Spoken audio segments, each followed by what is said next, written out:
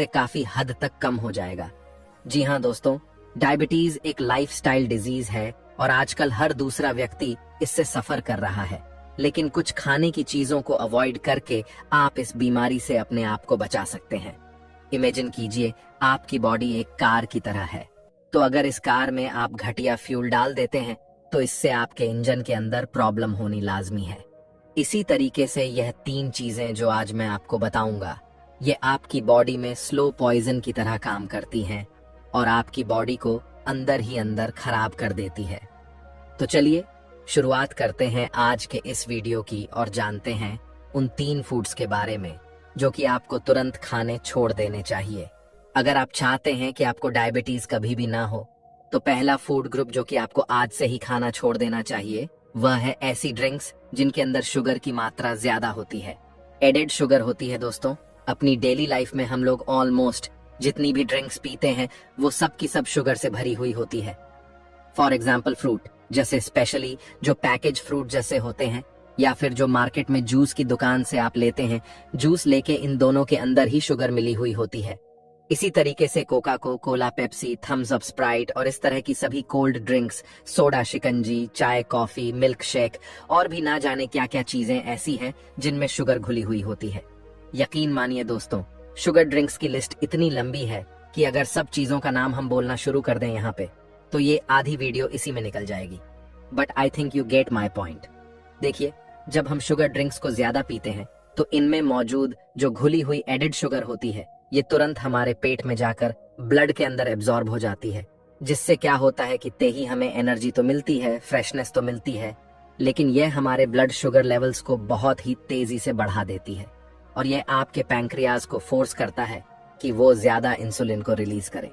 अब ये जो इंसुलिन है दोस्तों, ये शुगर कंट्रोल करने के लिए तो ठीक है, लेकिन इसके कई सारे साइड इफेक्ट्स भी होते हैं और जो हमारी बॉडी की सेल्स हैं वो इसको ज्यादा पसंद नहीं करती हैं। इमेजिन कीजिए, कोई अनचाहा मेहमान जिसको आप बिल्कुल भी पसंद नहीं करते हैं, अगर वह रोज रोज आपके घर पर आना शुरू कर दे, आपसे मिलना शुरू कर दे, तो शुरू में तो शायद आप बर्दाश्त कर जाएंगे, लेकिन कुछ टाइम के बाद आप या तो बहाना बनाकर किसी से कहलवान हूं या फिर आप उसको घर के अंदर घुसने ही नहीं देंगे। ठीक इसी तरीके से जब इंसुलिन बार बार आपकी सेल्स के पास जाती है, ज्यादा क्वांटिटी में जाती है, तो क्योंकि ये उसे पसंद नहीं करती है, तो होता क्या है, धीरे धीरे हमारी सेल्स इसको अपने दरवाजे से बाहर ही रहने देती हैं, इसको अंदर आने ही नहीं देती हैं, कुछ काम करने ही नहीं देती हैं। और इसकी वजह से एक फिनोमिना पैदा होता है जिसको हम कहते हैं इंसुलिन रेजिस्टेंस। इंसुलिन रेजिस्टेंस का मतलब ये है कि इंसुलिन का ब्लड में जो क्वांटिटी है वह तो बहुत ज्यादा है, लेकिन इसका सेल्स के ऊपर कोई असर नहीं हो रहा है और इसकी वजह से शुगर जैसी की तैसी ब्लड के अंदर पड़ी रहती है, कम नहीं हो पाती है और ये डायरेक्टली आपको टाइप 2 डायबिटीज की तरफ ले जाता है। साइंस भी कहती है कि जो लोग हर रोज शुगर ड्रिंक्स कंज्यूम करते हैं उनमें डायबिटीज का रिस्क 26 पर तक ज्यादा होता है। तो इस तरह के ड्रिंक्स को छोड़ना आपको एक छोटी सी चेंज जरूर लग सकती है, मामूली चीज लग सकती है, लेकिन इसका इम्पैक्ट बहुत ही बड़ा होता है। ये जजेस आपको न सिर्फ डायबिटीज का शिकार बनाती है बल्कि ओबेसिटी यानी मोटापे की तरफ भी ले जाती है, जो खुद अपने आप में डायबिटीज का एक बहुत बड़ा रिस्क फैक्टर है। अब सवाल ये भी आता है दोस्तों कि ठीक है, ये बेवरेजेस नहीं पीनी है, लेकिन इसके बदले हमें क्या पीना चाहिए? तो इसका जवाब बहुत ही सिंपल है। सबसे पहले तो आप पानी को अपना बेस्ट फ्रेंड बनाइए, क्योंकि पानी दुनिया की बेस्ट ड्रिंक है।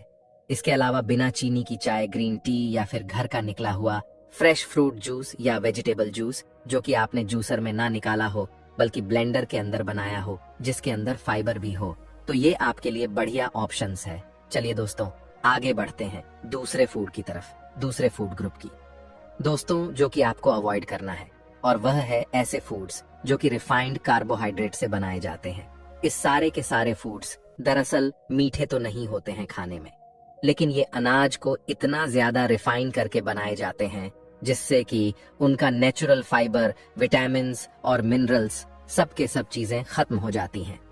जैसे कि व्हाइट ब्रेड को आप ले लीजिए, पास्ता, मैगी, बिस्किट्स और भी ऐसी बहुत सारी चीजें हैं जो कि रेडी टू ईट होती हैं, रेडी टू कुक होती हैं, या खूबसूरत पैकेजिंग में बाजार में मिलती हैं या फैक्ट्री के अंदर बनी हुई होती हैं।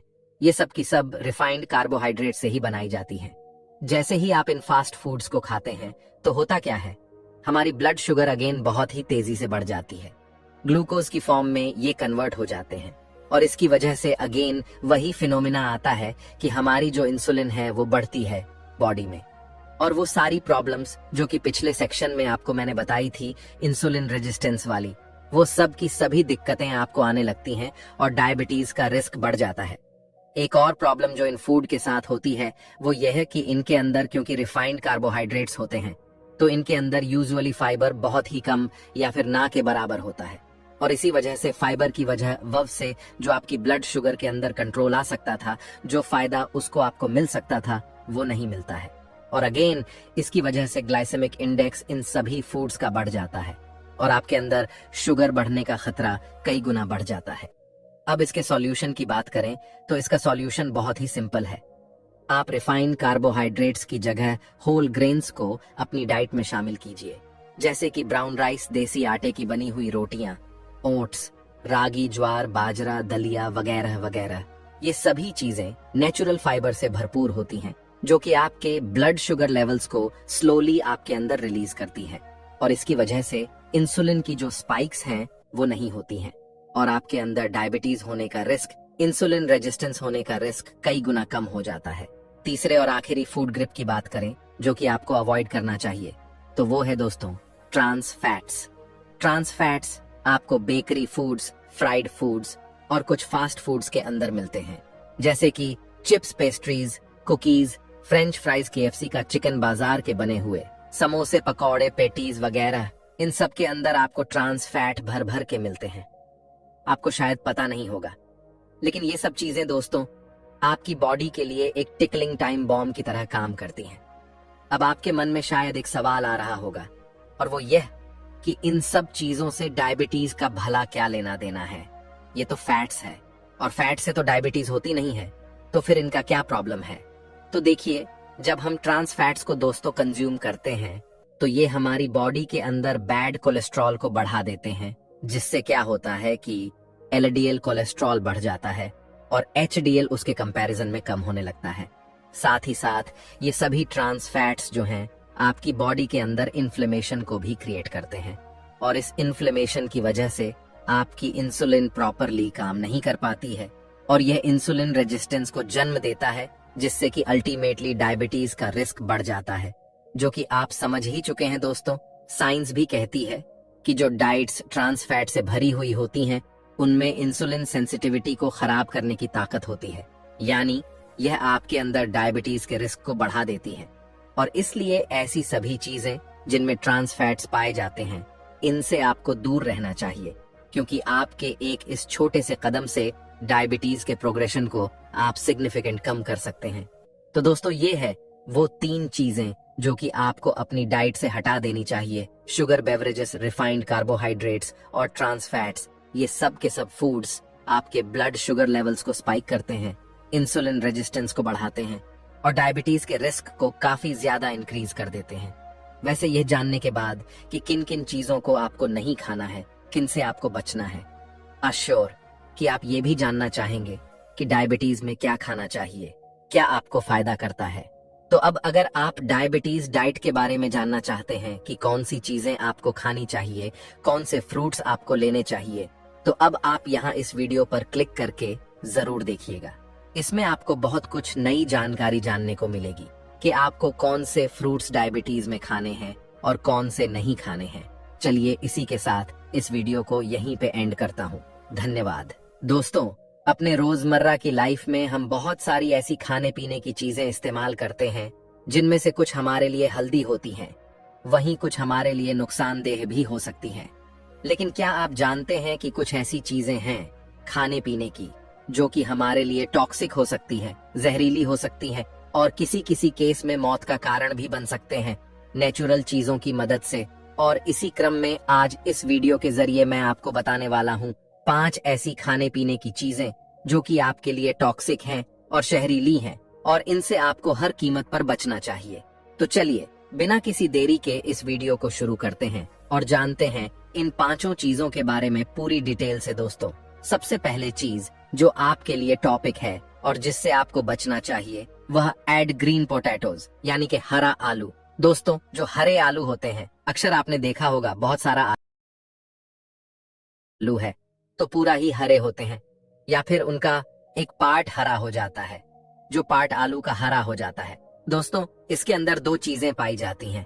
पहला होता है क्लोरोफिल, जो कि एक स्टेटमेंट होता है जिसको हरा बना देता है, और दूसरी चीज होती है सोलेनेसिस क्लोरोफिल, चाकू से खा सकते हैं। लेकिन जो लिंक्स है, बेसिकली यह एक न्यूरोटॉक्सिक होता है जो कि हमारे लिए जहर का काम करता है। अगर आप सोलन इसको ज्यादा क्वांटिटी में इंजेक्ट कर लेते हैं तो इसकी वजह से कुछ लक्षण आपके अंदर आ सकते हैं, जिसमें से कि हेग, नौलिया, वॉमिटिंग, इंटरनल ब्लीडिंग, पैरालिसिस या एक्सट्रीम केसेस में कोमा और डेथ भी हो सकती है। तो अगर आपको ऐसा आलू ले रहे हैं खाना पकाने के लिए जो पूरी तरह से हरा है, तो इसको आपको बिल्कुल भी इस्तेमाल नहीं करना चाहिए, उसको फेंक देना चाहिए। इनफैक्ट सेफ जगह पर फेंक देते हैं। अरे कोई जानवर भी उसको ना रखें, या फिर अगर आप कोई ऐसा आलू ले रहे हैं खाना बनाने के लिए जो कि एक साइड से हरा है, एक पोर्शन उसका रहा है, बाकी वह ठीक है, तो उस हरी दर्शन को आप काट के फेंक सकते हैं। क्योंकि ऐसा नहीं है कि वह जो ये है वह पूरे के पूरे आलू में आ जाएगा। जितना पार्ट्स का ग्रीन होगा, सिर्फ उतने ही पार्ट में वह उसका पाया जाता है। तो ये आपको ध्यान रखना है दोस्तों। कुछ केस स्टडीज के ऊपर हो चुकी है जिसमें यह पाया गया कि सिर्फ 450 ग्राम फुल्ली ग्रीन पोटैटोज अगर कोई इंसान खा ले तो उससे इतना फ्रेंड्स मिल जाता है जिससे एक अच्छे खाते अडल्ट की डेथ हो सकती है।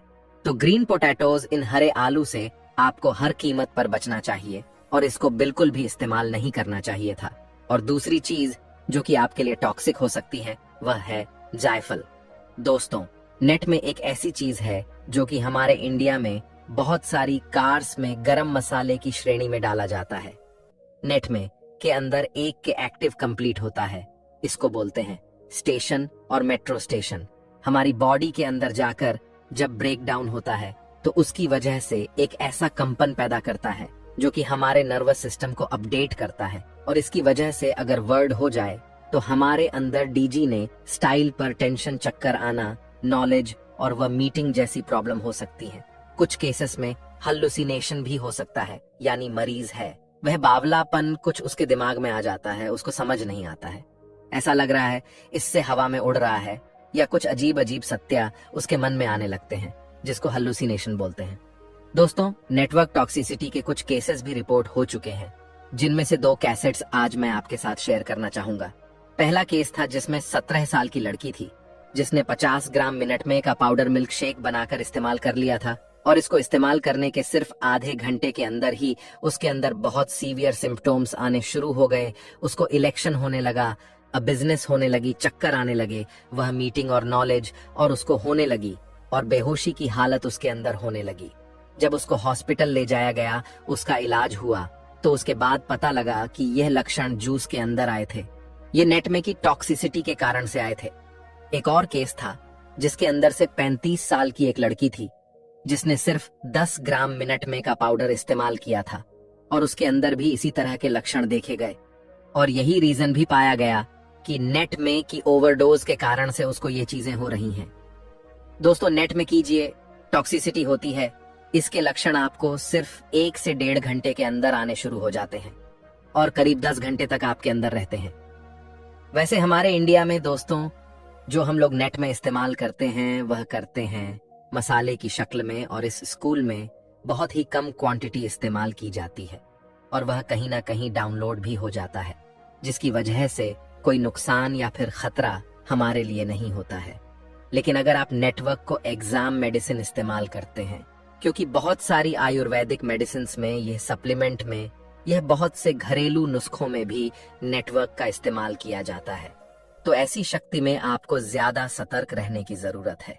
आपको इस बात को मेक शेयर करने की जरूरत है कि जियो नेट मुकाबले हैं, उसकी ओर डोर आपके अंदर ना हो जाए। अगर आप नेट में क्या कोई सप्लीमेंट इस्तेमाल करते हैं तो कोशिश करिए कि जो रिकमेंड SH है, जो सिर्फ ब्रांड का, उस मैन्युफैक्चर का डिपार्टमेंट वॉस है, उससे ज्यादा आप ना लें। या फिर अगर आपके डॉक्टर ने आपको कोई नुस्खा बताया है या किसी तरह से आप इसको इस्तेमाल कर रहे हैं, तो कोशिश करिए कि जो रिक्रूटमेंट 211 है उससे ऊपर आप इसको ना लें, अगर आप इसको विधान रिकमेंडेशन लेंगे तो इससे आपको कोई नुकसान नहीं है, लेकिन अगर आप गलती से यह जानबूझकर इसको ज्यादा लेते हैं तो यह आपके लिए जानलेवा भी हो सकता है। हेलो दोस्तों, तीसरी टॉक्सिक चीज जो आपको नहीं खानी चाहिए वह है बेटा, अमन चैन के कड़वे बादाम। मार्केट में दो तरह के बदलाव मिलते हैं, होते हैं स्वीट मोमेंट्स और एक होते हैं बटर अमाउंट्स। आमतौर पर जो ग्रोसरी स्टोर से मिलते हैं वह विटामिन सी होते हैं, जो कि पूरी तरह से शेव होते हैं। कोई नुकसान इनका नहीं होता है, लेकिन कभी कभी क्या होता है, इस विटामिन के साथ बेटा मन फिर मिक्स कर दिए जाते हैं और बेटा मंजर टॉक्सिक होते हैं।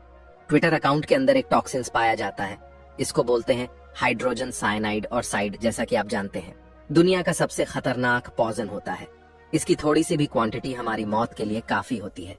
बेटा मट की टॉक्सिसिटी को जांचने के लिए कुछ केस स्टडीज भी हो चुकी है, जिसमें यह पता चला कि 6 से लेकर 10 बादाम भी अगर आप खा ले कड़वे, तो वह आपके अंदर सीरियस पॉज इन होने के लिए काफी होते हैं। और अगर इससे ज्यादा खेलें बीन्स बादाम खाने, 2500 बता अगर आप खा लें, तो इससे आपको इतनी ज्यादा टॉक्सिसिटी हो जाती है कि इसे डेथ भी हो आ सकती है। और अगर आप कोई बच्चे हैं या आपकी वेट कम है, आप अंडरवेट है, दुबले पतले हैं, तो उस केस में आपके लिए खतरा और भी ज्यादा बढ़ जाता है, क्योंकि ऐसे कैसे समय कम क्वांटिटी भी काफी ज्यादा टॉक्सिक आपके लिए हो सकती है। इसलिए आपको हमेशा कोशिश करनी चाहिए कि अगर थोड़ा सा भी कड़वा बादाम है दोस्तों, आपको नहीं खाना है। और हमेशा अच्छी क्वालिटी का, अच्छे ब्रांड का और अच्छे स्टोर से स्वीट आगमन ट्रेन है, जिसमें कड़वे बदलावों की मिलावट ना हो।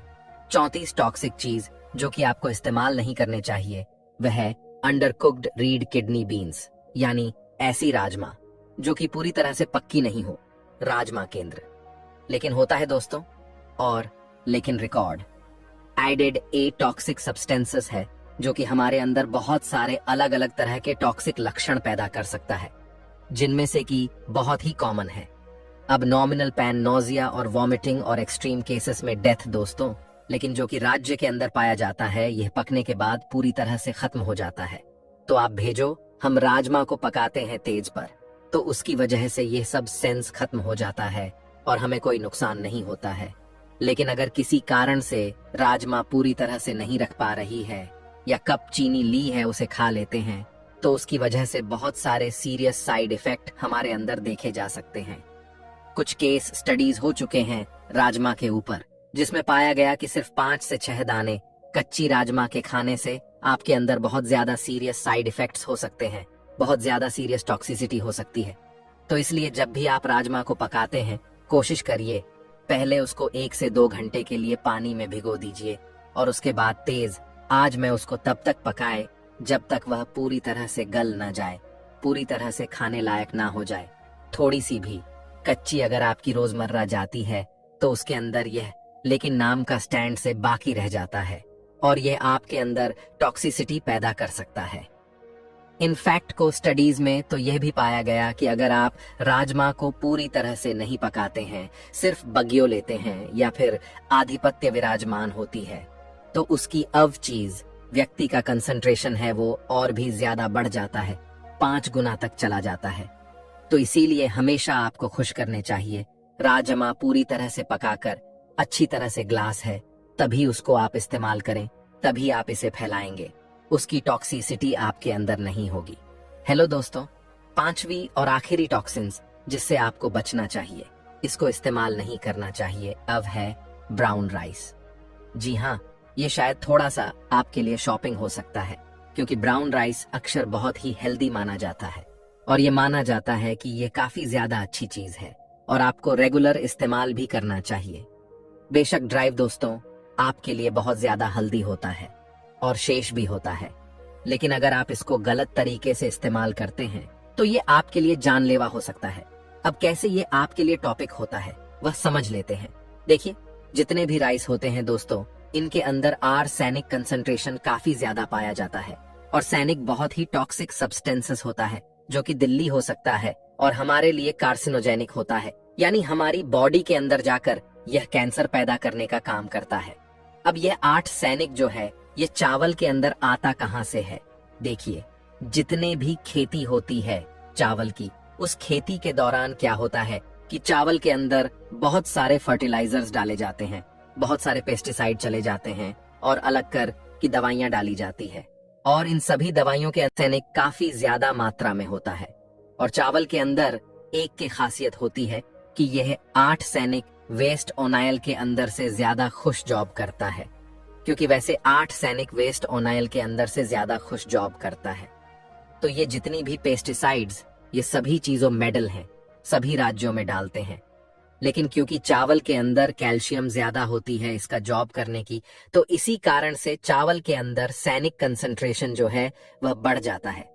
अब क्या होता है कि जब हम चावल को इस्तेमाल करते हैं तो ये आर्थिंग धीरे धीरे हमारी बॉडी के अंदर रेगुलेटर होना शुरू हो जाता है। और सैनिक एनरिक खासियत होती है दोस्तों कि अगर आप इसको थोड़ी थोड़ी क्वांटिटी में भी लेते रहेंगे तो ये हमारी बॉडी के अंदर जाकर एक्यूरेट होता रहता है, जमा होता रहता है, और धीरे धीरे और द पीरियड ऑफ टाइम जिसका कंसंट्रेशन बढ़ता है तो तब ये हमारी अंदर टॉक्सिटी पैदा करता है या कैंसर पैदा करने का कारण बनता है। अगर हम कंपेयर करें ब्राउन राइस को और व्हाइट राइस को दोस्तों, तो ब्राउन राइस के अंदर जो आर्सेनिक कंसंट्रेशन होता है वह व्हाइट राइस के मुकाबले में ज्यादा होता है, क्योंकि जो व्हाइट राइस होता है ये प्रोसेस होता है, और प्रोसेस के दौरान जो आते हैं कि कंसंट्रेशन है वह उसमें से कम हो जाता है। अब ये सवाल पूछेंगे कि अगर आपको चावल इस्तेमाल करने हैं तो उसको सैफ अली आप कैसे इस्तेमाल कर सकते हैं? तो बहुत ही आसान है दोस्तों। अगर आप चावल को फैट इस्तेमाल करना चाहते हैं तो सबसे पहले चीज जो आपको करनी है वह यह कि आपको साफ पीने के पानी से, ऐसा पानी बिल्कुल पूरी तरह से प्योर है, उस पानी से आपको चावल को कम से कम 4-5 बार, 8-10 बार, जितनी बार भी आप धो सकें उसको अच्छी तरह से आप कुचल गए मसल के और अच्छी तरह से धो लीजिए। इस धरने से क्या होता है कि जो आदमी नहीं है वह वाटर के साथ नष्ट हो जाता है। दूसरी चीज जो आपको करनी है वह यह कि चावल पकाने से पहले आपको करीब करीब आधा या 1 घंटा चावल को पानी में भिगो कर रखना है, और भिगोने के बाद जो पानी उसका होता है उसको पकाने से पहले उस पानी को भी आपको चेंज कर लेना है। तो इससे भी जो आते नहीं है वह काफी ज्यादा कम हो जाता है चावल के अंदर। बस ये 2 ऐसे प्रिकॉशंस हैं जो अगर आप रेगुलर कर लें, और आम तौर पर हमारे इंडिया में जो खाना बनाने का तरीका है उस चीन सहित फॉलो होती भी हैं, तो इसको अगर आप रेगुलर फॉलो करेंगे तो इससे आपके जो आदमी ने कि स्टॉक रेट होने का खतरा है वह काफी ज्यादा कम हो जाता है, और आप चावल को बिना किसी परेशानी के इस्तेमाल कर सकते हैं। दोस्तों मुझे उम्मीद है ये वीडियो आपको जरूर पसंद आई होगी, और इस वीडियो से आपने आज कुछ न कुछ नया भी जरूर सीखा होगा। अगर ये वीडियो आपको पसंद आई है तो इसे एक बड़ा सा लाइक जरूर दीजिए। दोस्तों ये आपकी बॉडी में सभी जोड़ों के दर्द को, चाहे किसी भी जोड़ में हो, चाहे आपके घुटने में हो, चाहे गार्डन में हो, चाहे कमर में हो, या और भी किसी जोड़ में हो, इन सभी को परमानेंटली खत्म करने के लिए बहुत ही ज्यादा इफेक्टिव है। इस होम रेमेडी को आप सिर्फ 5 मिनट में अपने घर पे खुद ही बड़ी आसानी के साथ तैयार कर सकते हैं, और रोजाना इसको बिना किसी परेशानी के इस्तेमाल भी कर सकते हैं। तो चलिए बिना किसी देरी के इस इंटरेस्टिंग वीडियो को शुरू करते हैं और जानते हैं इस बहुत ही बेहतरीन होम रेमेडी के बारे में। दोस्तों अगर आप जोड़ों के दर्द को परमानेंटली और जड़ से ठीक करना चाहते हैं तो सबसे पहले आपको यह जानना जरूरी है कि आपके जोड़ों के अंदर दर्द होता क्यों है। तो मिली 3 ऐसे कारण होते हैं जो कि आपके जोड़ों के अंदर दर्द पैदा करने के लिए रिस्पॉन्सिबल होते हैं। सबसे पहला और सबसे बड़ा कारण होता है कैल्शियम की डिफिशिएंसी। दूसरा कारण हो सकता है कि आपके जॉइंट्स के अंदर जो कार्टिलेज है वो कार्टिलेज घिस गई है। ये कार्टिलेज बेसिकली क्या है, हर एक जॉइंट के अंदर एक कैप्सूल और स्ट्रक्चर होता है। एक ऐसा कैप्सूल जैसा चीज होती है जो कि आपके जॉइंट को प्रोटेक्ट करती है और वहां पर चिकनाहट पैदा करती है, और जो दोनों हड्डियां हैं वो आपस में घिसी नहीं है। कभी कभी क्या होता है कि ये कार्टिलेज घिसने लगती है, वो जोड़ आपका घिसने लगता है, और उसकी वजह से वहां पर गैप भी कम हो जाता है, और दूसरे वहां पर ग्रीस की कमी हो जाती है। तो ये भी एक बहुत बड़ा कारण है जॉइंट वेन्स को पैदा करने के लिए। तीसरा कारण हो सकता है इन्फेक्शन, यानी अगर आपके जॉइंट्स में इन्फेक्शन हो जाए तो उसकी वजह से भी वहां अगर सूजन और दर्द पैदा होने वाला हो। इसमें जितने भी इंग्रेडिएंट्स हमने इस्तेमाल किए हैं यह इन्हीं 3 कॉसेस को टारगेट करते हुए, इन्हीं को ध्यान में रखते हुए हमने सिलेक्ट किए हैं। सबसे पहली चीज सबसे पहले इंग्रेडिएंट जो कि आपको इस होम रेमेडी के लिए चाहिए दोस्तों, वो है मिल्क। दोस्तों, दूध आपकी बॉडी में कैल्शियम के लिए और हड्डियों को मजबूत बनाने के लिए कितना इंपॉर्टेंट है, इसका अंदाजा आप इस बात से लगा सकते हैं कि जब बच्चा पैदा होता है तो उसे समय उसको सिर्फ और सिर्फ नेचर ने ऐसा बनाया है कि वो दूध ही पी सकता है। इसकी वजह यही है कि नेचर जानती है कि एक बच्चे को ग्रो करने के लिए, उसकी हड्डियों को बढ़ाने के लिए दूध ही सबसे अच्छी ऐसी चीज है जो कि उसको फायदा पहुंचा सकती है। दूसरा इंग्रेडिएंट जो कि इस होम रेमेडी में आपको इस्तेमाल करना है वो है हल्दी और अदरक। दोस्तों, मैं 2 इंग्रेडिएंट आपको एक साथ बता रहा हूं। इसकी वजह यह है कि यह दोनों ही चीज सिमिलर इफेक्ट्स लगती हैं आपके जॉइंट्स के ऊपर। जब आप इनको इस्तेमाल करेंगे तो इन दोनों के अंदर पाए जाने वाले जो एंटी पैरामीट्री इफेक्ट्स हैं और एनाल्जेसिक इफेक्ट्स हैं, ये आपके जोड़ों के अंदर मौजूद सूजन को कम करेंगे और वहां पर दर्द को भी कम करने का काम करते हैं। इसके साथ साथ एक बहुत ही बढ़िया इफेक्ट क्योंकि इनको इस्तेमाल करने से आपको मिलता है वो ये कि आपके जॉइंट्स के अंदर जो कार्टिलेज घिस गई है वो कार्टिलेज रिपेयर होने लगती है और वहां पर ग्रीस पड़ने लगता है, जिसकी वजह से आपके जॉइंट्स हेल्दी बनते हैं और आपको दर्द की शिकायत, आर्थराइटिस की शिकायत में काफी ज्यादा आराम मिलता है। वैसे कभी आपने सोचा है कि आपके जॉइंट्स के अंदर ये कार्टिलेज आखिर कम होता क्यों है?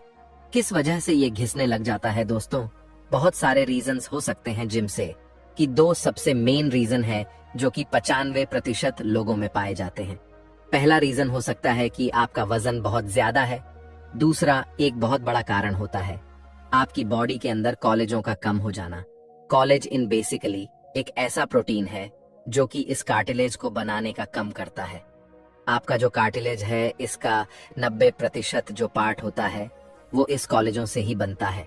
उम्र बढ़ाने के साथ साथ कई बार हमारी बॉडी के अंदर कॉलेजों कम होने लगता है, इसका प्रोडक्शन कम हो जाता है और इसी वजह से ये जॉइंट कार्टिलेज है वो कमजोर पड़ने लगता है। तो इसलिए अगर आपकी उम्र बढ़ाने लगी है या अगर आपको जॉइंट पेन्स की शिकायत होने लगी है तो उसे केस में आपको क्या करना है, आपको अपनी डाइट में ऐसी चीजों को शामिल करना है जो कि आपकी बॉडी के अंदर कॉलेजों के प्रोडक्शन को बढ़ा देती है। बहुत ही बढ़िया चीज एक है जो कि आपकी बॉडी में कॉलेजों के प्रोडक्शन को बढ़ती है और वो है ग्रीन लेडी वेजिटेबल्स।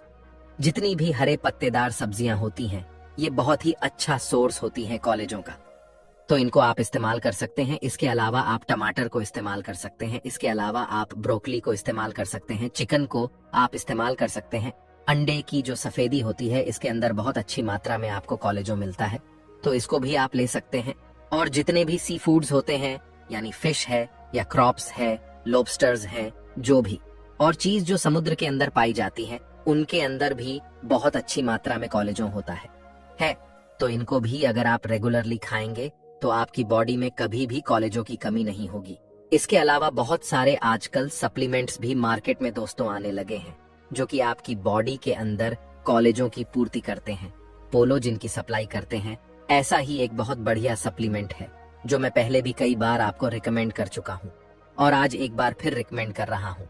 अगर आपको जॉइंट पेन्स की शिकायत रहती है, आपका कार्टिलेज घटने लगा है, घिसने लगे हैं, आपके जोड़ लिबरेशन कम होने लगा है, तो आप ईनन वेद का ये जॉइंट सपोर्ट सप्लीमेंट इस्तेमाल कर सकते हैं। इस सप्लीमेंट को मैं पहले कई वीडियो में आप लोगों को रिकमेंड कर चुका हूं और जिन जिन लोगों ने इसको इस्तेमाल किया है उनको बहुत ही अमेजिंग रिजल्ट्स मिले हैं। एंड आई एम सर, अगर आप भी इसको इस्तेमाल करेंगे तो आपको भी काफी अच्छे रिजल्ट्स मिलेंगे।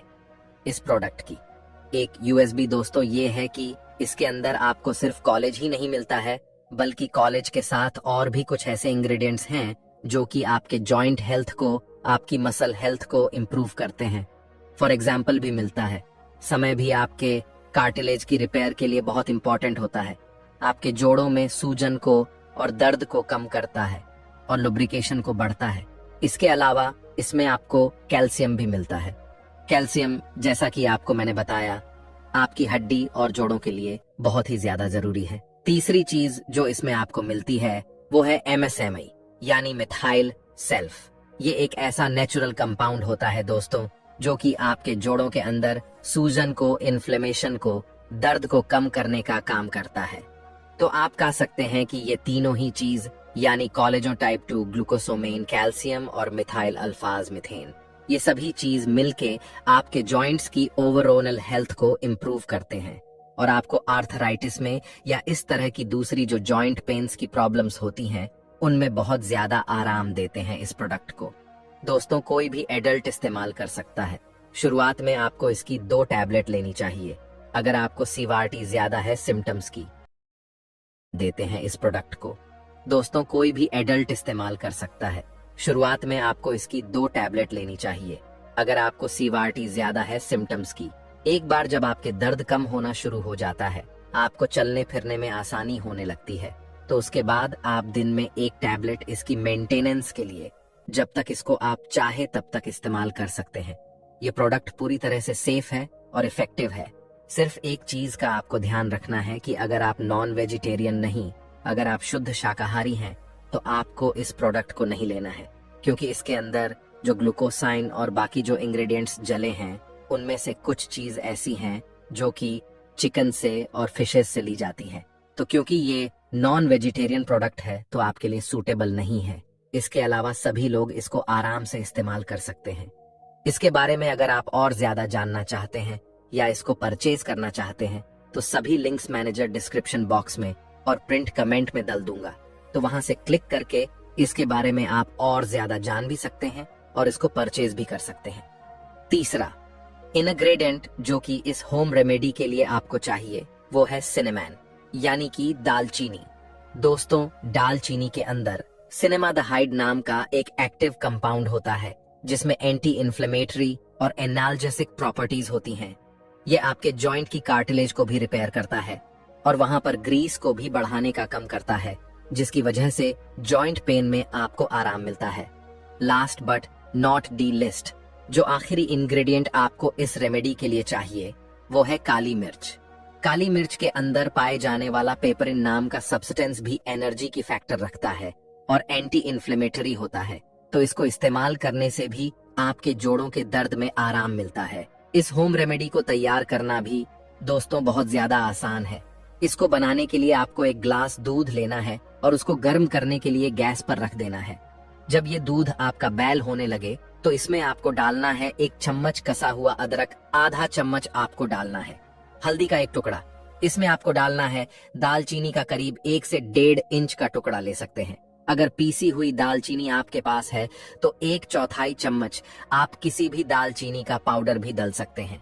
इसके अलावा इसमें आपको डालनी है काली मिर्च, करीब 3 से 4 काली मिर्च आप ले लीजिए, उनको कूट लीजिए और इसके अंदर मिला दीजिए। इसके बाद इन सभी चीजों को आप अच्छी तरीके से बैल कीजिए। तब तक आपको बैल करना है जब तक ये दूध करीब 3/4 ना रहूं। अच्छी तरीके से उबाल जाए तो इसको आप छान लीजिए एक बर्तन के अंदर और रोजाना दिन में 1 टाइम आप इसको जरूर पीजिए।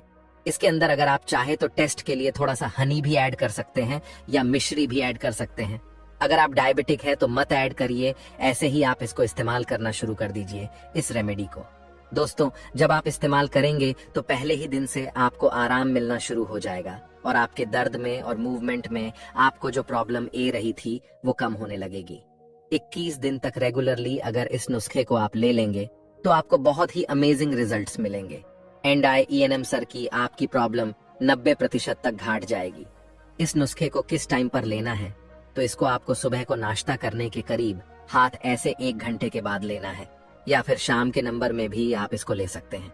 खाना खाने के फौरन बाद नहीं लेना है, करीब करीब खाना खाने के, और इसके बीच में 1 घंटे का गैप जरूर रहना चाहिए। दोस्तों, आज मैं आपको इस वीडियो में आयुर्वेद की एक ऐसी औषधि के बारे में बताऊंगा जिसे आयुर्वेद में सबसे ज्यादा ताकतवर माना जाता है, और इस औषधि की सबसे बड़ी खासियत यही है कि इस औषधि का कोई भी नुकसान नहीं है। इसके अलावा इस औषधि के बारे में 2 बातें और भी कही जाती हैं। इसमें सबसे पहली बात यह है कि अगर कोई व्यक्ति औषधि का सही तरीके से इस्तेमाल करता है तो फिर वह किसी भी बीमारी को सही कर सकता है। और दूसरी बात इस औषधि के बारे में जो कही जाती है वह यह है कि अगर आपके माँ नहीं है तो आप इस औषधि को जरूर खाइए, क्योंकि यह औषधि बिल्कुल माँ की तरह आपकी और आपके सेहत की देखभाल करती है। और यह एक ऐसी औषधि है जिसका कोई एक लाभ नहीं है, बल्कि आपके शरीर पर इसके अनेकों लाभ है। यह आपके पूरे सिस्टम को अच्छा करने वाली औषधि है। अगर आप इसके प्रयोग की सही विधि समझ लेते हैं तो यह आपके पाचन तंत्र, आपकी इम्यूनिटी, आपके बालों, आपकी आंखों, आपकी त्वचा और आपके शरीर की अनेक समस्याओं को समाप्त करने में अकेला ही सक्षम है। और इस कहानी में मैं आपको यह भी बताऊंगा जो इंसान रोज त्रिफला खाता है उससे कितने सारे फायदे मिलते हैं। एक बार की बात है, एक गुरु अपने आश्रम में अपने सभी शिष्यों को उपदेश दे रहे थे। वह गुरु आयुर्वेद के बहुत बड़े झाता थे। तो उस आश्रम में से एक शिष्य ने खड़े होकर उन गुरु से एक सवाल किया कि गुरुदेव, क्या कोई ऐसी दवा है जिसका उपयोग करके हम हमेशा हमेशा के लिए अपनी बीमारियों को दूर कर सकते हैं। उस शिष्य की बात सुनकर गुरु ने मुस्कुराते हुए कहा कि हाँ बेटा, एक औषधि है जिसका प्रयोग कर कर हम जीवन भर स्वस्थ रह सकते हैं। फिर गुरु उन्हें बताते हुए कहते हैं कि वह औषधि है त्रिफला। देखिए बेटा, त्रिफला असल में 3 फलों का योग है जो कि हरड़, आंवला और भेड़ा से मिलकर बनता है। यह 1:2:4 के अनुपात में बना जाता है। अब आप इस अनुपात के बारे में समझे। कई लोग इसका बराबर बराबर प्रयोग करते हैं, यानी कि जैसे 100 ग्राम हरड़, 100 ग्राम भेड़ा, 100 ग्राम आंवला, इसका चूर बना के इसका प्रयोग करते हैं। लेकिन हमारे आयुर्वेद में बताया गया है कि 1:2:3 की अनुपात में ही हमें इसका प्रयोग करना चाहिए। यानी कि 100 ग्राम की मात्रा में आपको हरण लेना है और 200 ग्राम की मात्रा में आपको बेहड़ा लेना है और 300 ग्राम की मात्रा में आपको आंवला लेना है। इन तीनों चीजों को कूट कर पीस कर इसका प्रयोग किया जाता है और का प्रयोग 1:2:4 के अनुपात में भी किया जाता है। यानी कि 100 ग्राम की मात्रा में हरड़, 200 ग्राम की मात्रा में बहेड़ा और 400 ग्राम की मात्रा में आंवला। बच्चों, जो 1:2:3 और 1:2 का अनुपात है वह बहुत अच्छा अनुपात है। अगर आप बराबर बराबर मात्रा में लेते हैं तो उसे भी लाभ मिलेगा, लेकिन अगर आप 1:2:3 के अनुपात में से लेते हैं तो उससे आपको और भी ज्यादा लाभ मिलेगा। साथ ही साथ आपको यह भी ध्यान में रखना है कि अगर आप खुद इसका निर्माण करते हैं तो यह बहुत ही अच्छा रहेगा। इसका कारण यह है कि आपको विश्वास रहेगा और आपको यह भी पता रहेगा कि आपको इसे किस समय तक प्रयोग करना है, क्योंकि इसका निर्माण आपने स्वयं किया है। बनाने के बाद अगर आप 3 महीने के अंदर अंदर इसका प्रयोग करते हैं तो यह आपके लिए ज्यादा गुणकारी रहेगा और अधिक से अधिक आप 6 महीने तक इसका प्रयोग कर सकते हैं। 6 महीने के बाद इस चूर्ण के गुण कम होना शुरू हो जाते हैं और इसे फिर वह लाभ नहीं मिल पाते हैं जो आपको मिलने चाहिए। पंसारी की दुकान पर आपको यह सूखे के रूप में मिल जाएंगे। आप इनको अपने घर लाकर इनको पीसकर 1:2:3 के अनुपात में बनाते हैं तो ये बिल्कुल अच्छा रहेगा। फिर गुरु उन सभी से कहते हैं कि बच्चों, अब इन तीनों चीजों के फायदों के बारे में समझिए। त्रिफला में सबसे ज्यादा मात्रा में आंवला डाली जाती है और आंवले की सबसे बड़ी खासियत यह है कि यह आपके शरीर में टॉक्सिन्स यानी कि विषैले पदार्थों को इकट्ठा नहीं होने देता है और यह आपके शरीर शर से टॉक्सिन्स को बाहर निकालने का काम करता है। एंटीऑक्सीडेंट इसमें पर्याप्त मात्रा में पाया जाता है। विटामिन सी का यह सबसे अच्छा स्रोत है और विटामिन सी आपकी स्किन के लिए, एंटी एजेंट के लिए बहुत ही उपयोगी है और विटामिन सी इसमें भरपूर मात्रा में पाया जाता है और बहुत ही अच्छी गुणवत्ता के साथ पाया जाता है।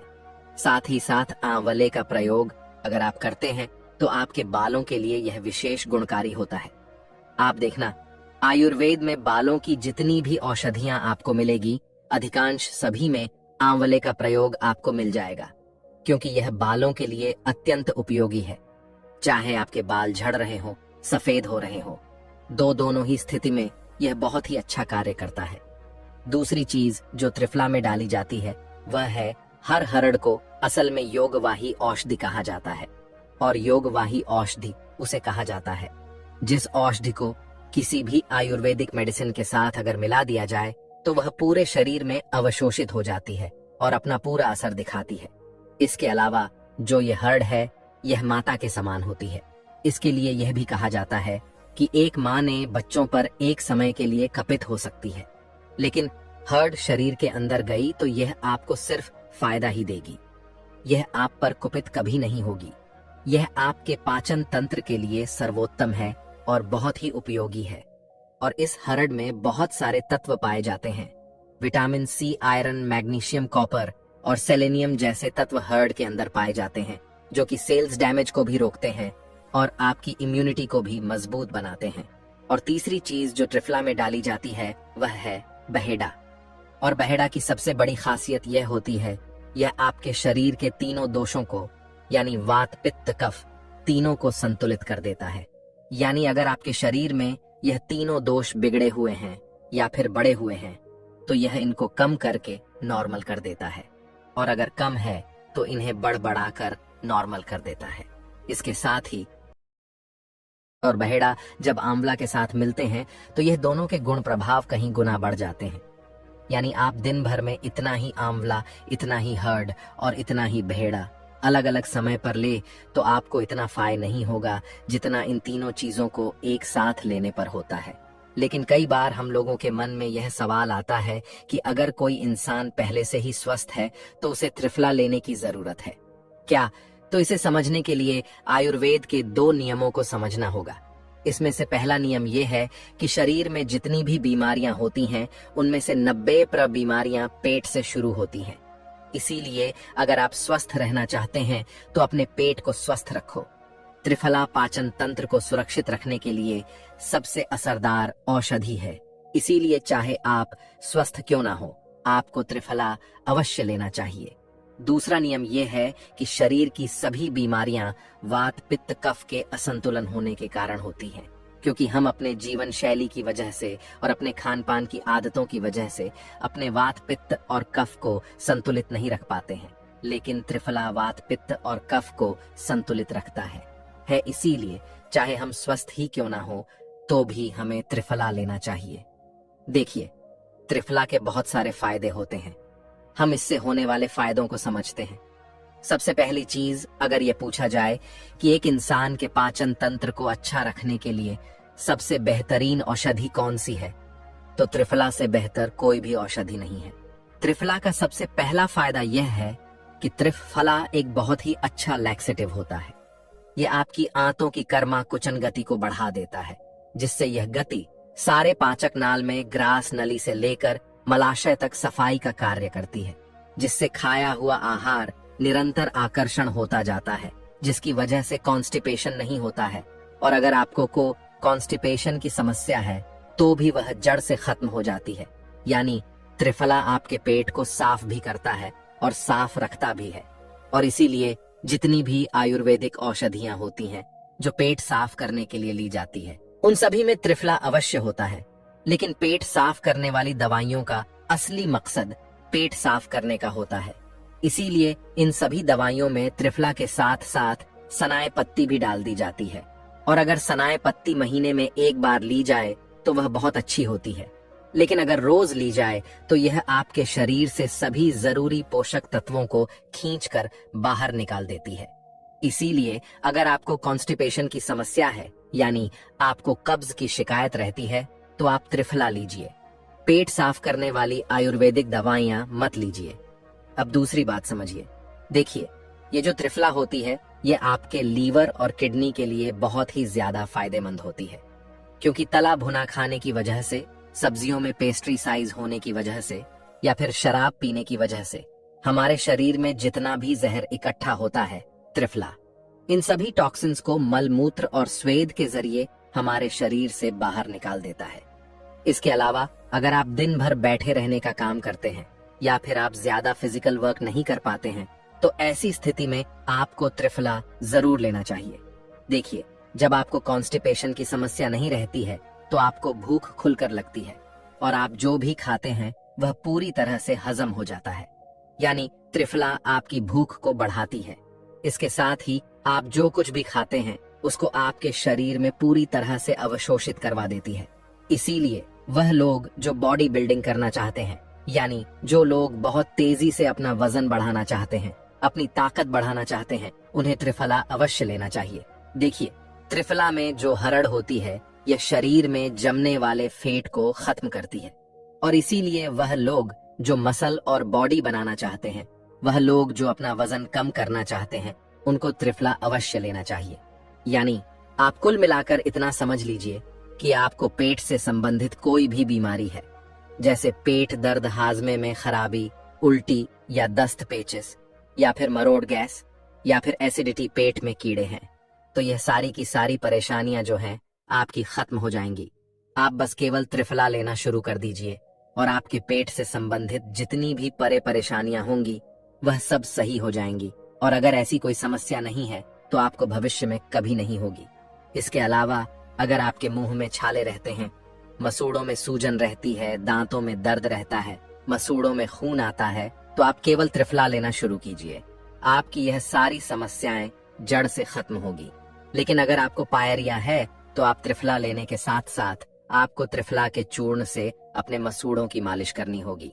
इसके अलावा त्रिफला आपके खून में यानी आपके ब्लड स्ट्रीम में जितने भी टॉक्सिन्स होते हैं उन सभी टॉक्सिन्स को पसीने से या फिर पेशाब के रास्ते से बाहर निकाल देता है।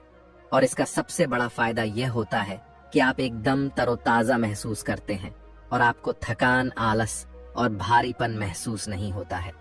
अगर आप थकान, आलस या भारीपन महसूस करते हैं तो ऐसी समस्या में आपको त्रिफला के साथ शहद लेना चाहिए। और जितना त्रिफला आप ले रहे हैं उतना ही शहद भी लेना चाहिए। त्रिफला में जो हर्ड होता है यह आपके ब्लड कोलेस्ट्रॉल को सामान्य कर देता है, यानी जो एक्स्ट्रा कोलेस्ट्रॉल होता है वह आपके शरीर से बाहर निकाल देता है। और इसका सबसे बड़ा फायदा यह है कि आपको कभी भी हाई ब्लड प्रेशर की समस्या नहीं होती है। अगर आपको हाई ब्लड प्रेशर है या फिर आपको हार्ट की प्रॉब्लम है तो ऐसी स्थिति में आपको त्रिफला अवश्य लेना चाहिए। इसके अलावा त्रिफला आपके श्वसन तंत्र के लिए बहुत ही फायदेमंद है, यानी कि अगर आपको सूखी खांसी रहती है या फिर आपको गीली खांसी रहती है तो त्रिफला इन दोनों ही स्थितियों में अच्छा रहता है। इसके अलावा अगर आपको अस्थमा की प्रॉब्लम है तो इसके लिए त्रिफला आपके लिए बहुत ही लाभदायक होता है, क्योंकि त्रिफला में जो आंवला होता है ये पुराने कफ को खींच कर बाहर निकाल देता है। देखिए, त्रिफला में जो आंवला होता है ये दुनिया का सबसे बेहतरीन एंटी ऑक्सीडेंट होता है। इसीलिए अगर आप स्मोकिंग करते हैं या फिर ऐसी जगह पर रहते हैं जहां पर बहुत ज्यादा प्रदूषण होता है तो आपको त्रिफला अवश्य लेना चाहिए। इसके अलावा त्रिफला लेने से आपकी खूबसूरती भी बढ़ जाती है, क्योंकि त्रिफला में जो आंवला रहता है यह आपकी त्वचा में कसावट लाता है और आपकी त्वचा में लोच भी पैदा करता है। इसके साथ ही त्रिफला की वजह से आपके नाखून और आपके बाल चमकदार और शानदार हो जाते हैं।